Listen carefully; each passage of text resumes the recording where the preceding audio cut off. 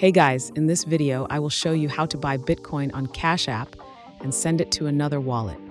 All right, let's begin. First, open the Cash App on your mobile device and ensure it's updated to the latest version. Sign into your account and navigate to the homepage.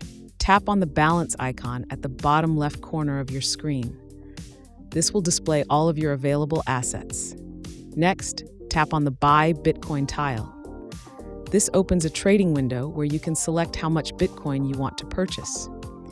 You can choose from predefined amounts or enter a custom amount by tapping on the three dots icon. Just make sure it doesn't exceed your available balance.